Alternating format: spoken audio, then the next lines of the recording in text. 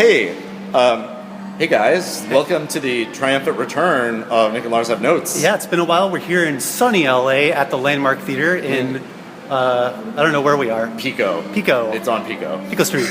Pico Street. Yeah, you know. Not Boulevard Street. Yeah, not Lane. There's a lot of qualifiers. It's been a little while since we did one of these. Yes. But I think that we're doing better than ever. Not out of shape of it at all. No, of course not. Yeah, we're doing an awesome job. Lars, what movie are we seeing? Anomalisa. Anomalisa. Yeah, it's so I guess it's a stop motion movie. Yes, by Starburns. Yeah. Who'd have thought? I know, right? Yeah. And it's written by I think Charlie Kaufman. I didn't know that. Oh yeah. He's the guy who writes like Adaptation and I want to say Being John Malkovich. Oh shit. Yeah. That's a cool one. Yeah. So probably some sort of cerebral meta kind of thing. From the trailer, it looks pretty cerebral. It looks very surreal. Yeah. So okay.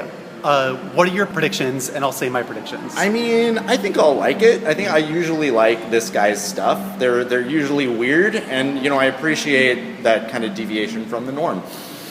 Yes. My prediction is yes, I will like it. I think that this probably isn't going to be a very funny podcast. It's going to be like watching her and then coming out and being like, "Hi, this is Nick and Lars, and human life is so fragile. Oh, relationships fall apart." I don't know, man. That sounds pretty funny to me. Yeah, that's raw emotion. That's what you're getting here. Oh man, nothing brings the yucks like raw emotion. Yeah.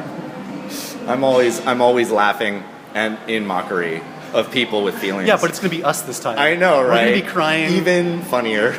I guess so, for the audience. Yeah. Listen to Nick and Lars. Yeah. They're sad.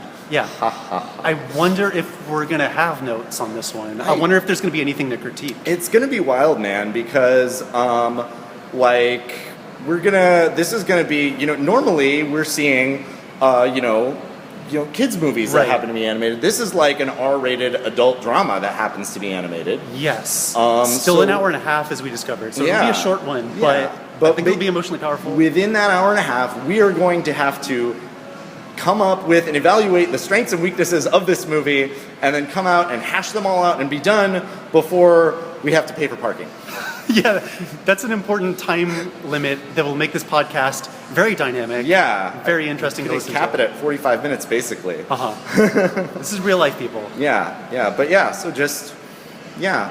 that's okay, though. I think we're ready to do this, We're going to come out of this movie, and we're going to be like, this is a grown-up, R-rated movie, but we know exactly what's good and what's bad about it, and we're going to tell you right now. Yeah, we are professionals, if nothing else. We're going to have some really important, insightful things to say about this movie. This is our fourth time doing this, you guys, so I think that we know what we're doing by now. Right. Just remind me again, which one of us said that The Good Dinosaur is better than Inside Out? Was that me or was that you? That was definitely you. Okay. I guess that was. I'm having a little trouble remembering, so the point is we're both very good critics. The point is that all of our opinions are correct and infallible. Yeah, just like opinions. The definition is that there's a correct answer. Yes, our opinions are objectively the right ones. Good. So if you're listening to this, you're going to know exactly how to feel about this movie. Yep. Okay. All right. We better. Did you want to get in? Should we get in there? We should do the disclaimer, probably. I guess we. Yeah. Okay. Let me do it this time because your notes are ridiculous. Okay. I was going to read Lars's, but here's the gist of it. Okay. So Lars and I, despite what we just said, are just a couple of chuckleheads, and a lot of people put a lot of time and effort in this movie, especially Starburns, where maybe a couple of us might want to work out one day. And it's beautiful, and even if we have notes, I think that what they did has value, and what we're doing maybe doesn't. And they put a lot of time and effort into it, and whatever we say is not, God's word. Yeah. It's just a couple of opinions. Yeah. Anything negative we say that gets thrown in our faces later, we will deny. Yeah. There's going to be no evidence of it either. Yeah. Take this podcast off the air. This, even if you could show this podcast to us, I don't know what that is. That was two other people. I don't understand this. Right. I don't even know what I'm looking at. Oh yeah, we were going to do fake names, huh? Like we were discussing that. But it's kind of too late. Maybe these names are fake. Excellent point. Yeah. Okay, We're not, deep undercover. Maybe you listeners are imagining this whole thing. You can't prove that You You're can't, not. you know. As this movie will probably be about, perception is all illusionary. Yeah. I don't know what I'm this pretty movie's actually sure about. this Matrix, like your entire life experience, the dear listener, is just all in the Matrix. This is probably- you're a brain in a jar. Sorry to be the one to break it to you. This is the best disclaimer we've ever done. All right, I think we're good. Okay, let's go watch this movie. And we're back. Great. All right. Wow. So like, let me start by saying that this is a movie that I feel like could have easily slipped by. It's a relatively independent film. It's Right. not a huge release. And let me say it's so cool that we do this podcast. Kind of gives us the opportunity, kind of the excuse to come out and see something like this that might have gotten by us otherwise. And I'm glad we did. Yeah, That was pretty powerful. Mm-hmm. Yeah, it's like what can we say about this movie without giving any spoilers? We can talk about the way it was shot, which I felt was very mature. It felt like a real movie that wasn't stop motion, and yet stop motion was the only way it could have been. It was very surreal. It was very trippy in some parts, and I think that the stop motion added to that in a very important way that worked with the medium. Yeah. I'll say this. A long time ago, I took like a couple of film theory classes under this one guy. J.P. Gorin. Sure, man. He's like an old time French director guy, and he talked about how he talked about how modern filmmaking is so much cuts and cuts and cuts and cuts and close-ups and close-ups and close-ups and close-ups, and he said it's pornography. Ha. He says it's just a bunch of like people's faces and stuff happening, and he said that to him what's so great, what's such a great potential thing of film that's lost is just to capture reality and just human moments, humans being humans, and to allow things to happen in real time and to catch like the little things that people do. Yes. And that was so much of what this movie was just like real life, just the little, which is bizarre, like to have that as stop motion, but like all the little ticks and the little idiosyncrasies of people. Yeah, they'll stumble over the words and they'll have to say it again, or he'll be like, "What'd you say?" and he'll have to say it one more time. And the way it was acted and the way it was shot was very slow-paced and intentional, but not in a bad way, in a way that does reflect the human experience in a very interesting way, like you said. Yeah, it feels like real time. It does. They certainly had cuts between scenes, but they didn't cut around things to save time. Each sequence occurs in real time, more or less. And yet the way it unfolded was very dynamic and interesting. You were never really bored watching it unfold in real time. There was always something else happening. Yeah. Nick and Lars have notes. I don't think I have any notes about this movie. I really don't think I would change anything. I wouldn't either. Yeah. So, but there's a lot to talk about. But there's Don't leave yet, there's a guys. lot to talk about. But yeah. So no. I'll say this. I think that when you have an independent movie like this, where it's just kind of the brainchild of just a couple of people, that they have this very specific vision, and it's such an original thing that they're able to achieve that without compromise, is what makes a movie like this, where it's so different from what you're used to seeing. Yeah. How could we say we would change this and this, because there's so little else to compare it to, because it's a very original movie. True. It wasn't a safe movie. It was very risky the way it was done. I mean, not only being stop motion, but the story they were telling. Yeah. It reminded me a little bit of like Lost in Translation, that kind of like sad, longing feeling. That's a really good comparison. Finding a connection in just this new city. The vibe and the tone is very similar to the movie Lost in Translation. Yes. Yeah. sort of the Japanese running theme as well. Yeah. Which we'll get into later. Right. So yeah, no, I think that this, given that comparison, I think it's no surprise that this movie is up for several awards. I think. Oh, is it? I think so. Thank God. Yeah. I mean, at the very least, I think it's up for like best animated. Okay. Yeah. Back with what you said about not having a lot of notes.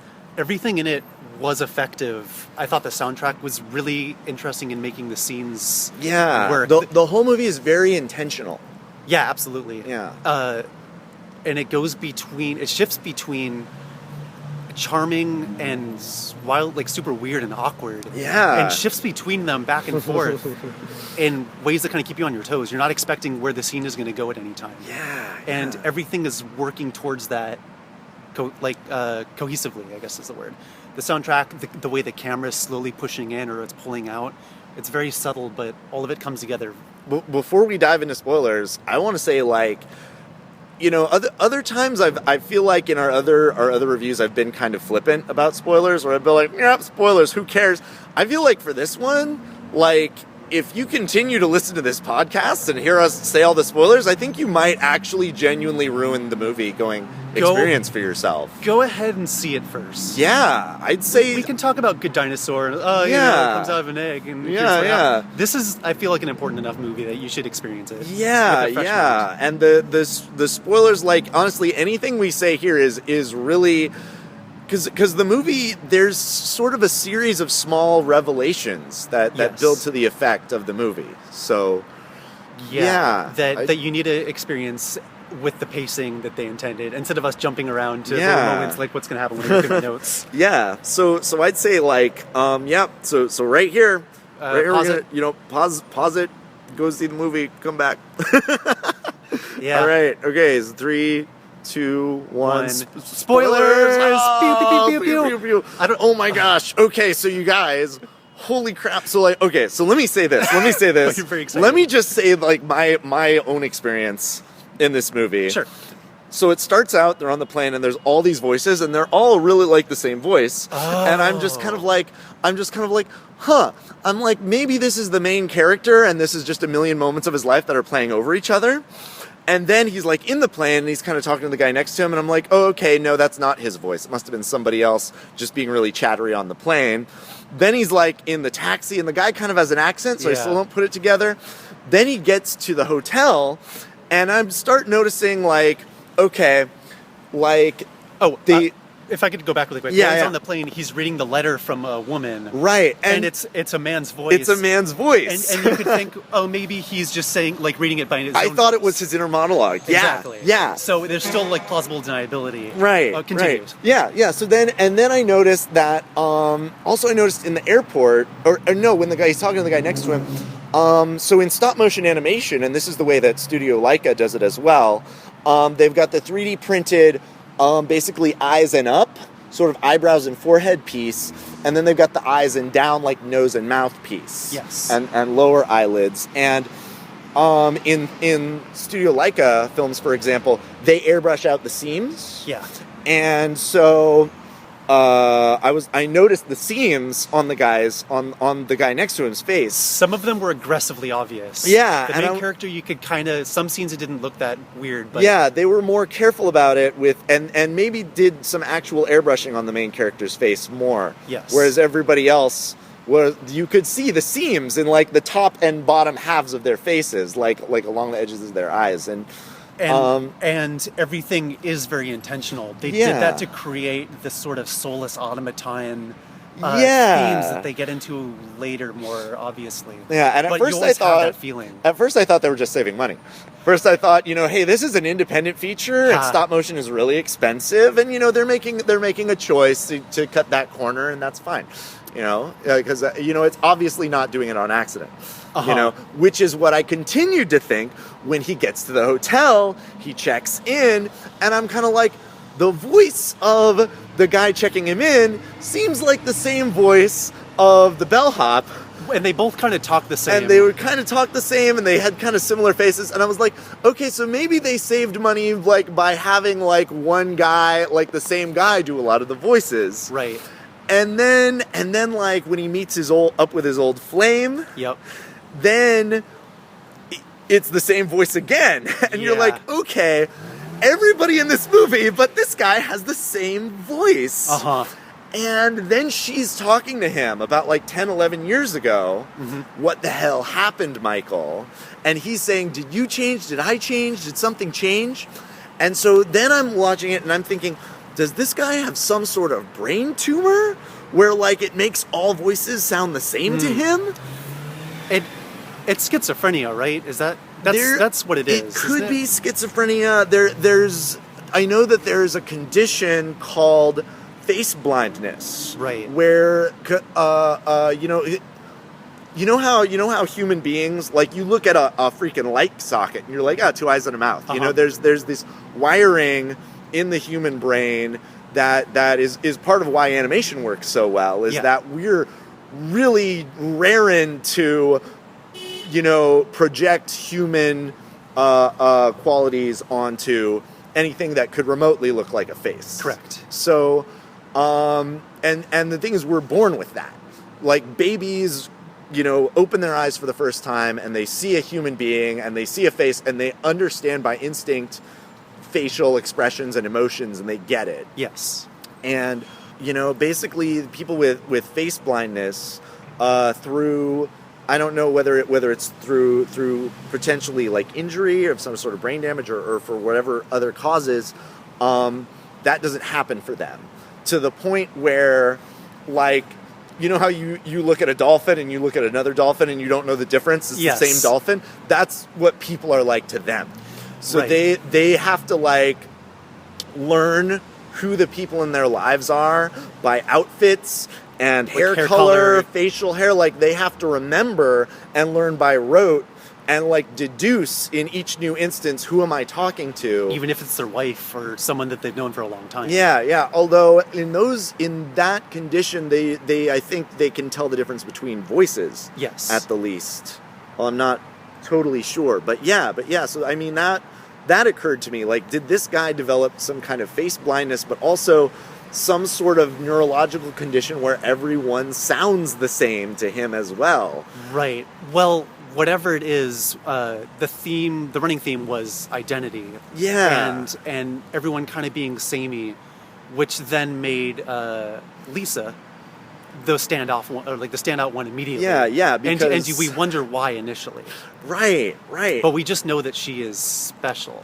Yeah. Because she has another voice. And speaking of, as we noted in the end credits, there are 3 voice actors in this entire film. Yeah. There's Michael, there's in Anomalisa, Lisa, and everyone else. Yeah, credited as everyone else. Yeah. And that guy has such a generic sounding voice. Honestly, for a little while I was like, it's probably not Trey Parker, but it sounds kind of like a Trey Parker voice, that sort of very round, semi-warm, but a little bit fake kind of white guy voice. Yeah. Just super generic. Uh-huh. So. And, yes. And what we got with the bellhop and the...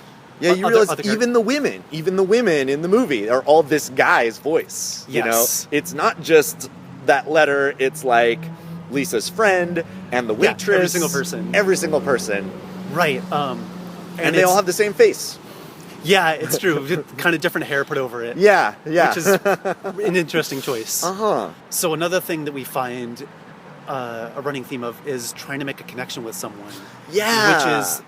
It's interesting that I said her initially because it is very like her in that way of people trying to find each other and either it working or it being awkward and weird and strange and disconnected. Another award-winning movie that we might compare this one to. Yeah, very powerful movie. Yeah, no, and I agree. And I do have to wonder, like, am I being too literal by, as much as it, to me, evokes, like, face blindness and the thoughts of these kinds of neurological disorders, I have to wonder if I'm being too literal with this movie. Like, is this a metaphor?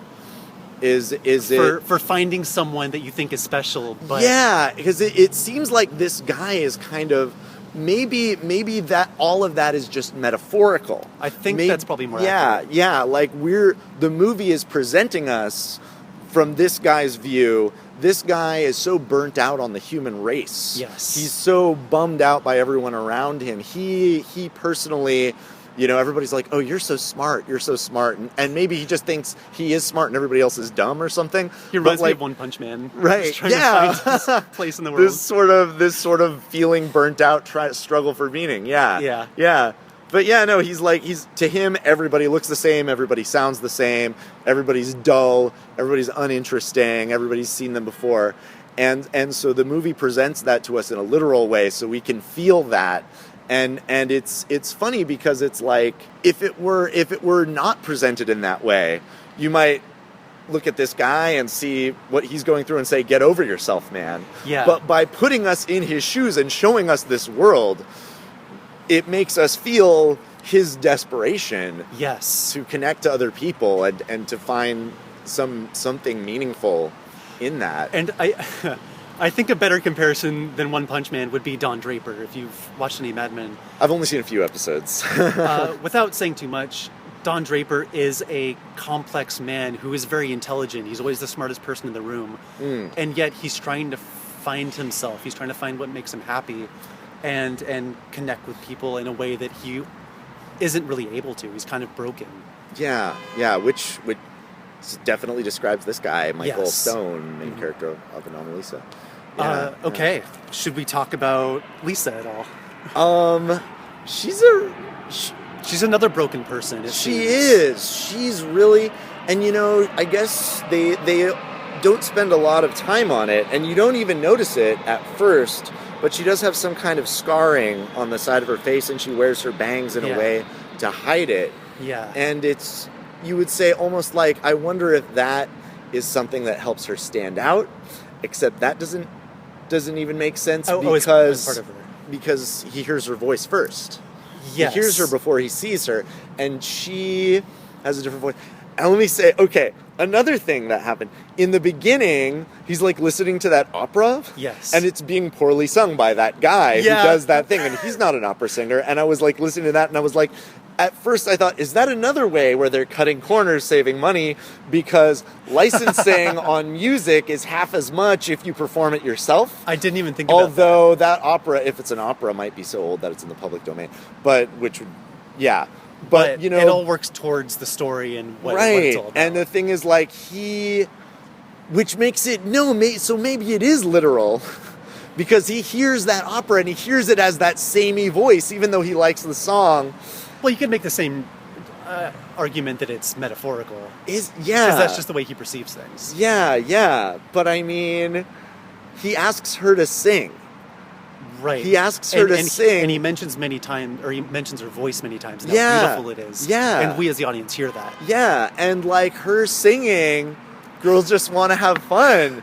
It brings him to tears. It was beautiful. It was funny, but it was beautiful. I was like, because it was heartbreaking. The lyrics, if you really do break it down, is sad. It kind of about is. someone trying to find happiness in this world. Yeah, girls wanting to have fun. Because she has so much lack of confidence in herself. Yes, she is very shy, and it does seem like she's been hurt before. Yeah. And it seems like this is the kind of people that he finds. It seems like a cycle, especially with the letter that he opens on the plane from someone else. Right. And that she writes at the very end of the movie when he leaves her. And he does say that he loses everyone eventually. Yeah. And he loses Lisa too. But he has this compulsion to just keep trying and do it all over again. But the thing is, like, it's so wild. It's like you know what? As much as it's like a metaphor, I mean, it's a metaphor, but I think also in a lot of ways it's literal. Like he sees the world as stop motion, and he sees everybody as having the same face, and he hears everybody as having the same voice. Well, even women, even his own son has this same voice as everybody else. Let's get into how they play with it being stop motion. Right. So the first part with the mirror scene where he actually starts to, like, his mouth pack goes all weird and he starts to take off his face. He finds the seam like on his temple. What a great way to play with the medium. Yeah. And to turn it into the uncanny valley weird robot thing under the skin. And that is something that people with psychological disorders do. Like, The classic thing is like peeling off your skin. Right, kind of right. thing. Was that in Scanner Darkly? Where he does that? There might have been, yeah. I've Oh, definitely. he has like insects coming out of him. Yeah, there's definitely. That's a Talk scene about- that I've seen more than once in like body horror scenes in movies. Yeah, and it is very, is visceral the right word? Like, of the flesh, of like something within you that isn't quite human. What's the movie where somebody just like tears the skin off of their own face in the mirror and I it's know all what you're going into the talking about. sink and then it was an illusion and then they're okay? I don't remember. I know what you're talking about, and I thought it was Scanner Darkly, but it's something else. Yeah, I mean, but it could be a Scanner Darkly too. Like, because there's more than one movie that has that scene in it. Right. Well, the point is, it was very well done in this movie. Yeah, subtle. And later on, when his whole face just falls off. Yeah, which turns out to be a dream. Which, yes. But he already has such a tenuous grasp on reality already. Dreams versus reality is very confused in this movie. Yeah. We don't know quite what's real, which is great. Although we are shown at the very, very end when Lisa and Emmy are driving home back to whatever town they came from. You know, they're from Ohio, but they've driven to Cincinnati. Yeah. They're like they're normal. They're normal. Like Emmy and Lisa, even though Lisa turns into everybody else at the end as well, when you see them in Lisa's moment, when he's not there, Lisa has her own face, and Emmy has a unique face as well. Like, she didn't have the everybody face. She had a unique face. Yes. So it really is his perception. in his head. All this that's going on is definitely in his head. He doesn't live in some sort of nightmare world where everybody's the same. That's a great point. I didn't even consider that. Yeah. So him losing Lisa, it wasn't that Lisa got like infected and became one of the Borg or something. And in a great scene where her voice starts to change from her unique Lisa voice into the everyone else voice. The tragic, which I motherfucking predicted in my notes. Yeah. It's just and he did say that he loses everyone eventually. Yeah. But it's him losing interest in a way. Exactly. Like it's him becoming bored with a person. Yeah. Which is really it's such a sickness that this guy has, and you feel bad for him. Yeah. Oh, hold on.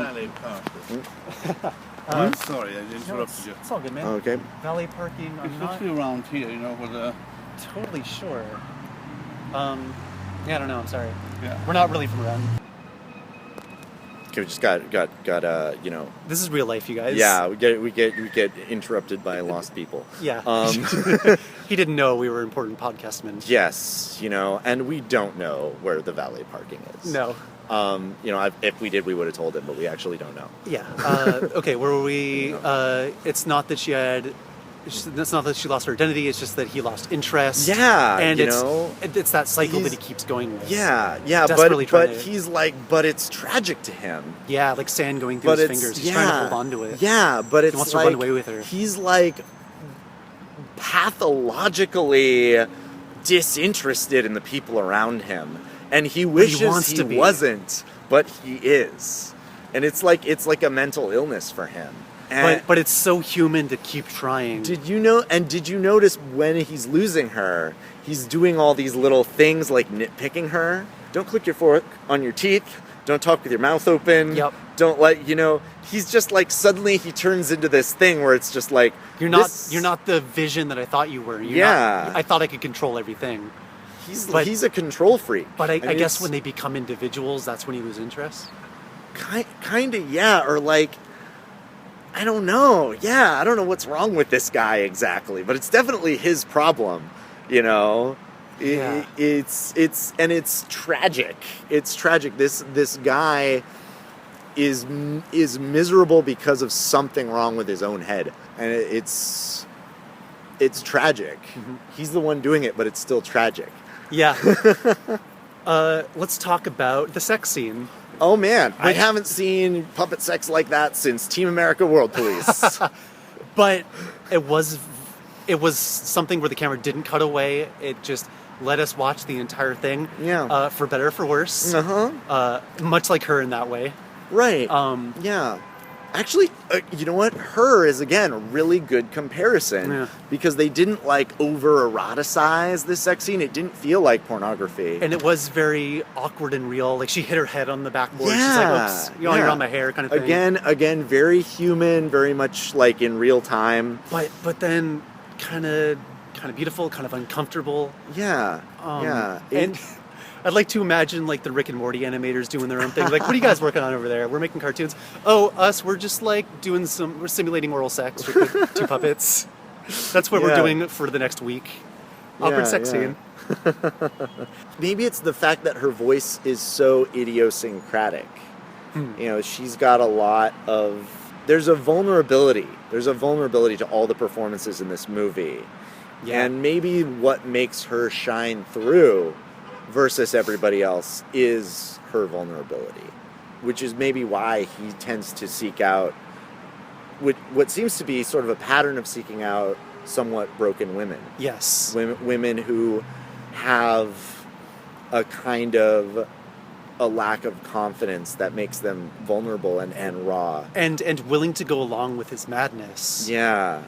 Both in the dream sequence, and then he wakes up and she's still fine with him being a weirdo. Yeah, but then over breakfast, she becomes more confident, and maybe that's when he loses her. Maybe that's his, whatever the fetishized thing. That's the only thing that he picks up on that can get through him. Interesting point. Yeah, it is. She's very forgiving of him after his insane speech. Although it doesn't seem like they talked again after the speech. It seems like he just kind of got out of there. But her letter was more forgiving than the previous one from the other woman. Yes. She kind of understood him, I guess. Yeah. Even though that was pure madness. Although he didn't lead her on nearly as much as he led on the other woman. True. Which, although maybe that's just... Maybe the women that can sort of shine a light through his pathology are becoming fewer and farther between over the years and for shorter amounts of time. Yeah. Oh, it's just so freaking tragic. You know? Yeah. This guy, you know? Man. Yeah, no, great movie. Yeah, man. Yeah. I'm sorry this isn't super funny, you guys. Oh, but man. I think it's interesting. Oh, you know what? We're just going to edit in all these farts later. Comedy. Oh, gets me every time. Oh, boy. You guys, this has been a really grown-up movie that we've just watched and reviewed. And I would call it mature in the way it was filmed and the way the story unfolded. Oh, yeah. And the performances in their own unique way. Yeah. And I mean, I guess... You've actually made some really good points that there are movies that we could compare it to, like Her, Eternal Sunshine of the Spotless Mind, Eternal Sunshine of the Spotless Mind. Yeah, Lost in Translation, certainly. I will say, but these movies are few and far between. We don't get to see movies like this that often. No, because they're so bold. Yeah, we can count on one hand the types of movies these are. Yeah. The way they evoke emotion, but are also very funny. Yeah. I wasn't expecting this movie to be as humorous as it was, with like real jokes in it. Right? Yeah, but they're all like these little human moments. You know, we're just noticing kind of just the awkwardness of these everyday interactions, and it shines a light on it. And that's where the humor comes from, but it's all very real. Yes. One more thing to compare it to, which is interesting because of Dino, would be the last season of Moral Laurel, if you've ever seen that. Oh, man. You know what? I didn't see all of it. I've seen a few episodes, but you're absolutely right. This is actually very similar to that in terms of tone and subject matter. Absolutely. Yes. Just very tragically human little vignettes. What started as a goofy thing became this dark psychological exploration of character, which I was not expecting with Moral Laurel. I was expecting a little more of this. But by the way, so when that taxi cab driver said that there was a toy shop that was open all night, I knew he meant a sex toy shop because Toys R Us is not open all night. Puzzle Zoo is not open all night. Toy stores that are open all night are dildo shops. I love that he bought the kid the weird robot geisha. I know, right? Which apparently nobody has cleaned. Yeah, it just had liquid semen coming out of it. I guess it was used recently. How recently did they right before he walked into the store? Right. Apparently. Which, by the way, did you notice that toy place was Dino's Toys? I did not notice It that. was Dino's Toys. Of course it so was. yes, Dino owns fictional stop motion animated world Love it. dildo shop. But So- then even a joke like the geisha becomes this. The very last scene is him looking at this robot going through the motions, and it becomes.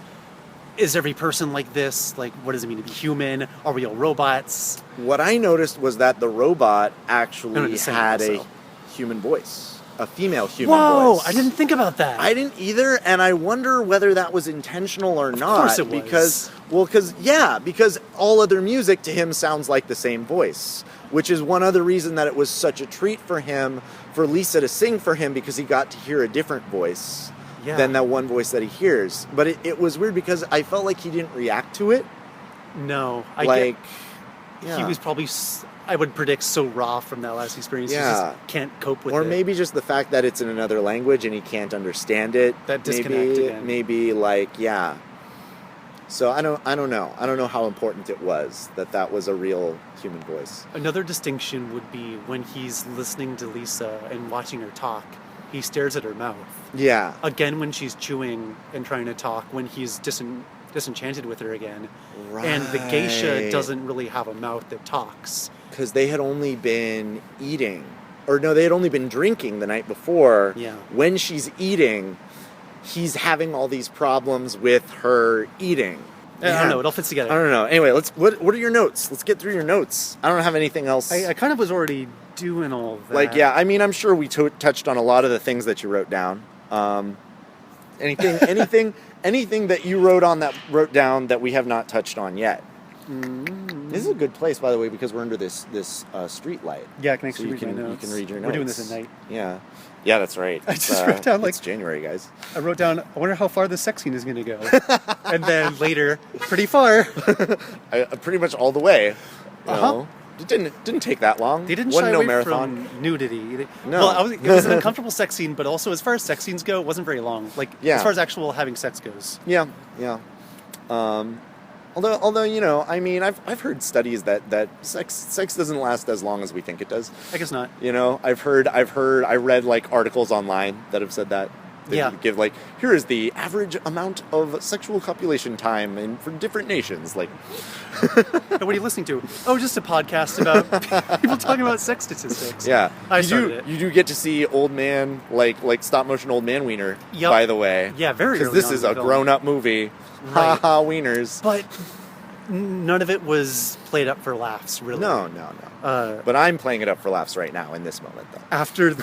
For the sake of the podcast. Getting some jokes in here. Oh, wieners. All I wrote down for the whole trippy scene where he meets the hotel manager and Right. says that he loves him, and everything with that, which was probably a 7-minute scene. Yeah. I just wrote, whoa, and then underlined it. I didn't have anything else to say. It was well. You were like, is this a dream sequence or is he slipping further into madness? The answer's both, Yeah. because he wakes up and then acts on what he experienced in the dream. Yeah. That's about it for my notes. Okay. I guess, should we jump into, the trailer report? Or no, I guess, or final thoughts. Okay. And then the trailer report and the next episode. Okay. Right? Final thoughts. I say this sarcastically a lot of the time, but 10 out of 10. That was fantastic. Yeah. No notes. It was great. I agree. See this movie. Yeah, I'm sorry to be No. so genuine. I Yeah. like to be the sarcastic guy, but man, I don't got nothing. Yeah, no, really, really good. I mean, it seems like we're just kissing ass on Starburns, but And a lot of the time, I can really like a movie and still find something about it that was not working. And Yeah. everything about this movie worked so well together and played off of itself as far as the soundtrack, with the camera, with the voice acting, with the rigs itself. It was also effective. You couldn't take away anything without it affecting something else. I liked it. yeah. I think if I had to make one note, Uh-oh. it's that I don't understand why the robot at the end has a human woman voice. Well, that's not a note. That's like the spinning The top note in is, Inception. I'm too dumb to understand this. Explain it to me. There should have been a text crawl at the end that just went like scene to scene what it all means, just for the There you audience. go. Yeah, for those of you who didn't get it.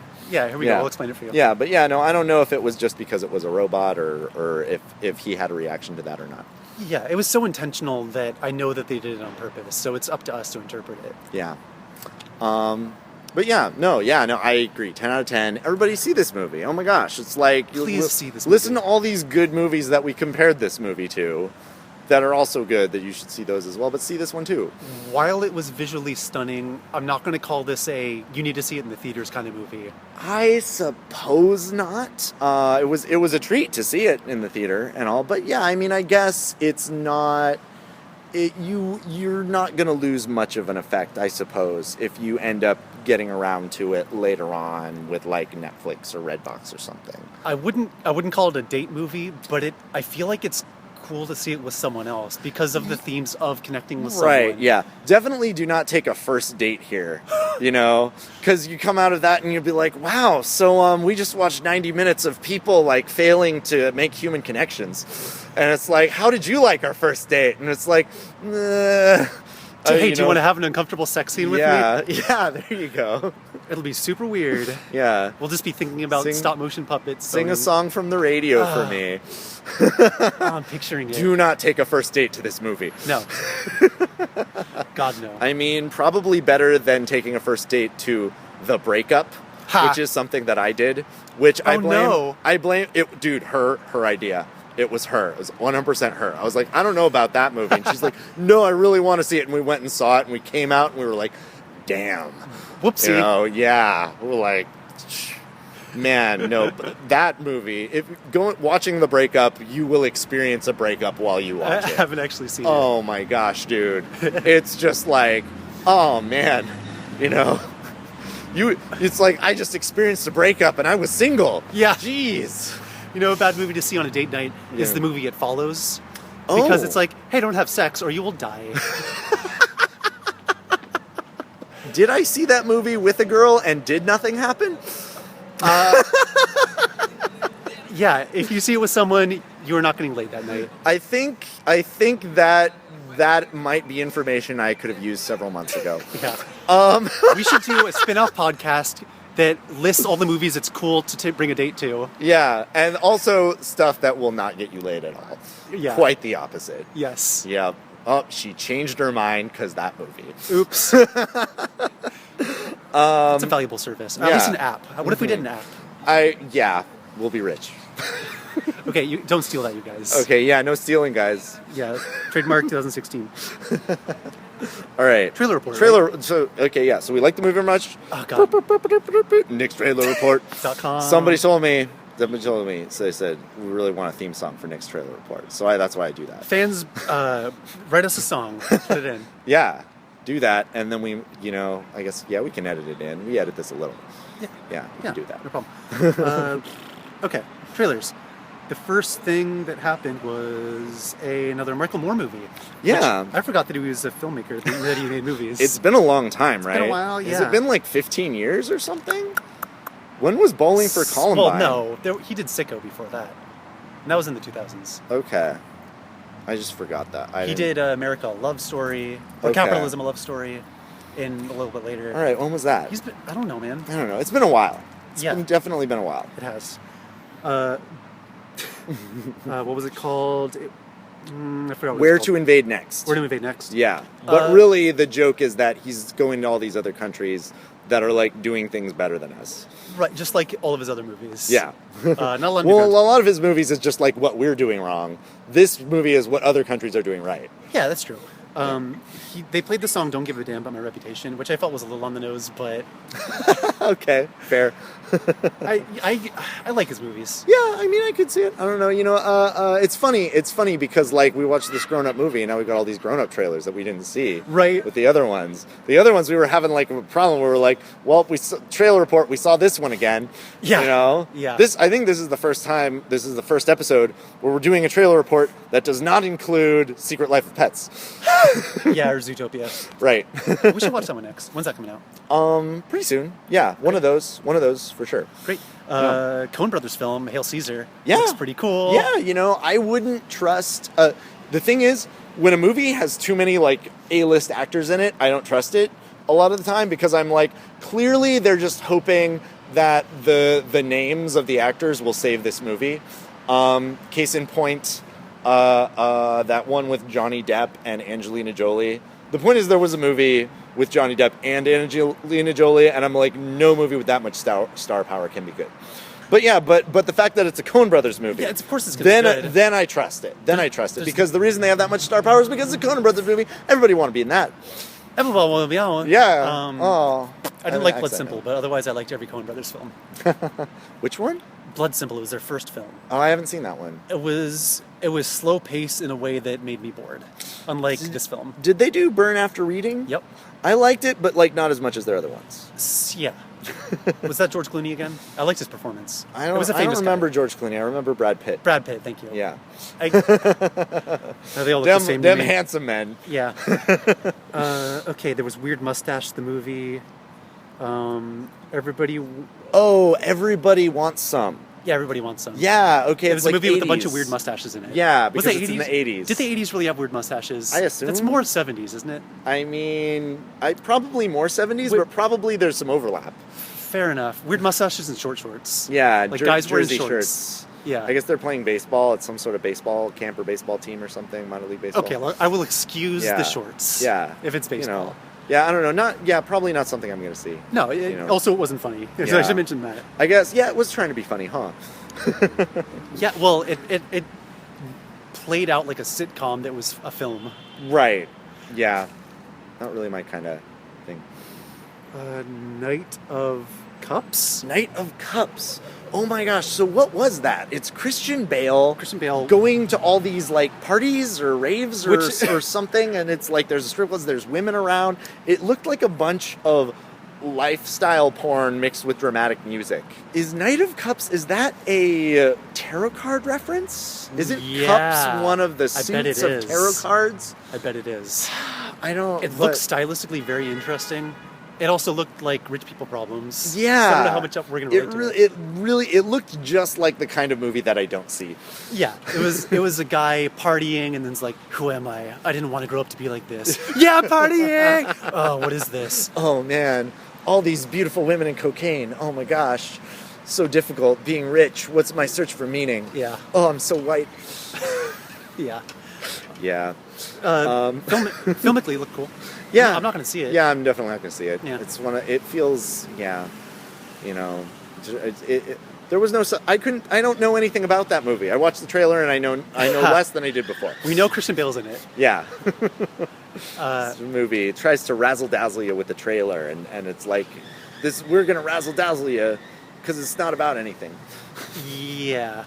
Well, that's too early to say. Maybe it'll yeah, be really I don't know. I suppose what's supposed to happen is that I'm supposed to watch the trailer and say, what the hell's that about? And then read an article, and it'll say, Christian Bale plays a photographer, or a rave DJ, or, he's got some kind of a job. He's a gonzo reporter, something. The whole thing could be based on Hunter S. Thompson, for all I know. What if it's a sequel? It could be, it could be anything. What if it's, what occurred to me? What if it's Batman 4?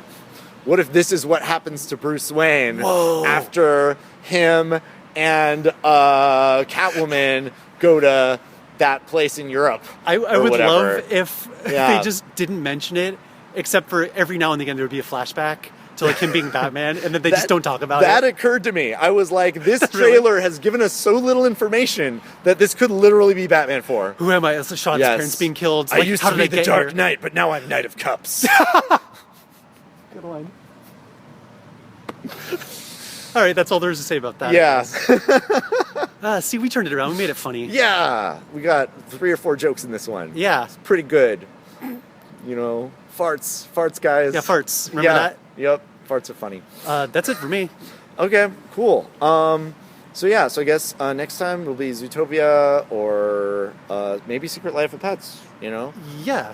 Whatever's earlier. There might be other stuff. I don't know. Yeah, Would you want to do Kung Fu Panda 3? I saw the first 2, so I guess... I actually didn't see the second one. It was like Kung Fu Panda 1 again. All right. Yeah. I don't know. So you're not going to miss anything. I don't care if we see that one or not. We don't need to see it. And Yeah. honestly, who cares? Yeah. It's Kung Fu Panda 3. Yeah, we don't need to see it. Cool. All right, skipping that one. All right, but hey, first podcast, 2016, back on the horse. Haha. All right, this is us signing off This is it. Yep. of the podcast. All right, this is Nick signing off. Edit this out. Good Dinosaur is better than Inside Out. Lars says, disagree with Nick forever, leave it in forever. Okay, bye.